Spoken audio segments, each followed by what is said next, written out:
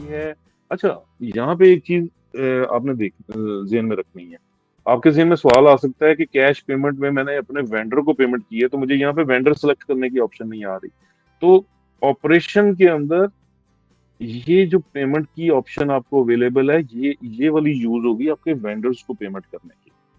ठीक है। और अगर आपने बैंक से पेमेंट की है तो वो जो पेमेंट की विंडो है वहां पे ये दोनों ऑप्शंस अवेलेबल हैं। जब आप वेंडर्स को डील कर रहे हैं तो उसके लिए ऑपरेशन के वो पेमेंट की ऑप्शन को सिलेक्ट करेंगे। इसी तरह कस्टमर से आपको कैश रिसीव हुआ है कैश में या बैंक में, तो उसके लिए कैश रिसीट या बैंक रिसीट की विंडो नहीं यूज करेंगे आप, ऑपरेशन के अंदर कलेक्शन की विंडो यूज करेंगे। मैं ये दोनों विंडोज आपको दिखा भी देता हूँ। कलेक्शन में मुझे मेरे सारे कस्टमर्स अवेलेबल हैं, और लेट्स से कि मैं कहता हूँ कि मैंने शोएब से, मेरा जो कस्टमर है उससे मैंने कैश ऑफिस में या बैंक में पेमेंट सेलेक्ट की, रिसीव की।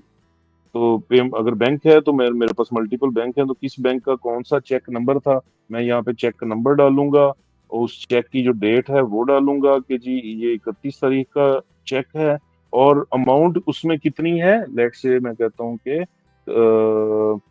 इस कस्टमर का बैलेंस 2980 है, तो मुझे 2000 रुपया लेट से आज रिसीव हुआ, और वो मुझे चेक रिसीव हुआ है या जैज कैश के जरिए आया पेमेंट, और मैंने चार्ट ऑफ अकाउंट से जाके जैज कैश का अकाउंट बनाया हुआ, तो यहाँ पे मैं जैज कैश सेलेक्ट करूंगा, उसकी ट्रांजैक्शन आईडी ट्रांजैक्शन डेट डालूंगा। और ये किस यूजर ने, अगर तो ये एडमिनिस्ट्रेटर ही कर रहा है तो वो अपना सेलेक्ट कर लेगा, अदरवाइज वो जिस यूजर ने किया है वो उस यूजर का। और कोई नोट अगर इसका है तो मैं यहाँ पे वो नोट दे सकता हूँ।